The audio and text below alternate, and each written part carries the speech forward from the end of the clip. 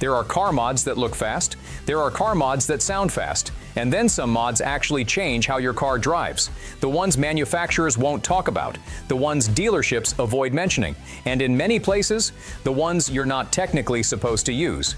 Not because they don't work, but because they work too well. Today we're counting down controversial car mods that genuinely improve performance, and why they live in a constant battle between enthusiasts and regulations. Let's start with one that doesn't add power, but completely changes how your car feels. Modern cars aren't slow, they're soft. Manufacturers intentionally program throttle delay to smooth driving, reduce emission spikes, and protect drivetrains. You press the pedal, the car thinks about it, then it moves. By eliminating artificial throttle smoothing, the engine responds instantly to driver input. Acceleration feels sharper, downshifts happen faster, and the car suddenly feels lighter. No extra horsepower, just power you can actually access. That's why this mod is so popular and so controversial. Factory exhaust systems are designed to be quiet, clean, and inoffensive. Performance engines don't care about polite. Restrictive exhaust components create back pressure that limits how efficiently an engine can expel spent gases, especially at high RPM. Reducing that restriction allows the engine to breathe, rev, and respond more freely. Horsepower gains are real. Throttle response improves. Turbo engines benefit even more.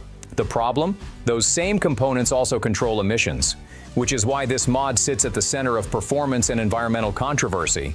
Your engine computer is extremely conservative, timing is held back, fuel is added for safety, and performance margins are left unused.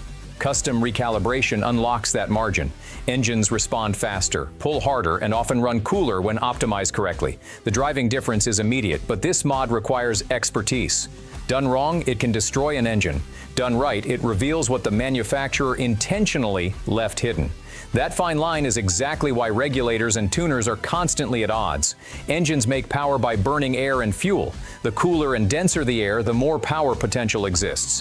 Factory intake systems prioritize noise reduction and packaging, not maximum airflow.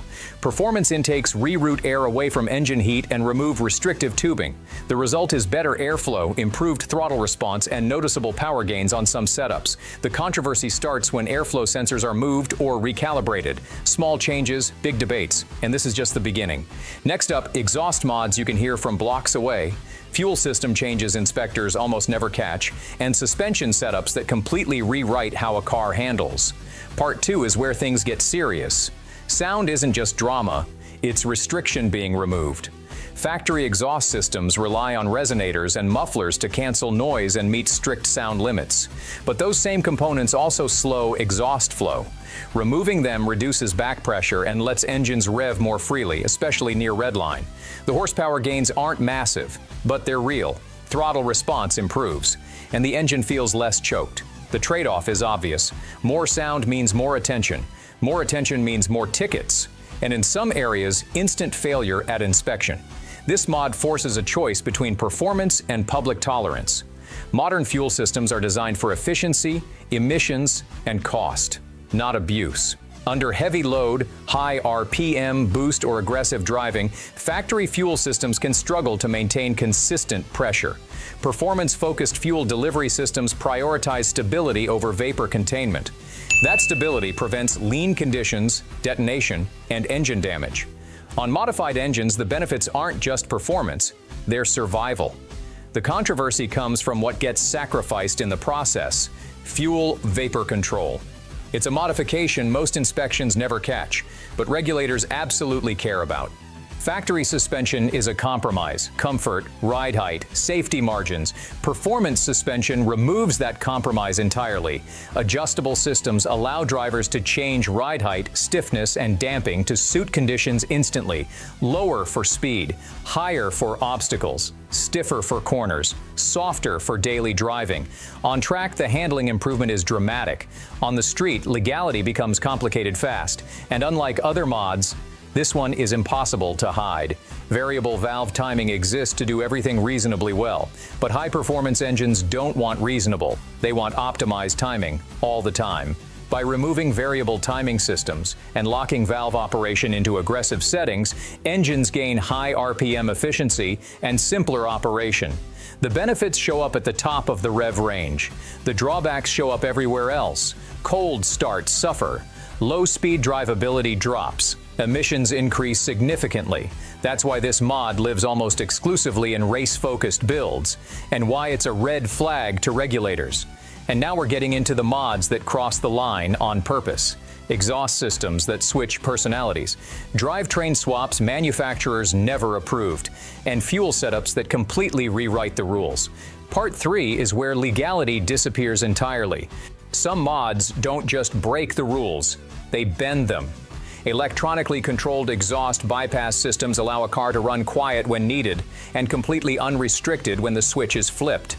In closed mode, exhaust gases pass through mufflers and resonators, keeping sound levels reasonable. In open mode, the exhaust bypasses everything. Straight flow, maximum volume, zero restriction. The performance gains are significant, especially at high RPM. The flexibility is unmatched. But regulators don't care how often it's used. The fact that it exists at all is the problem.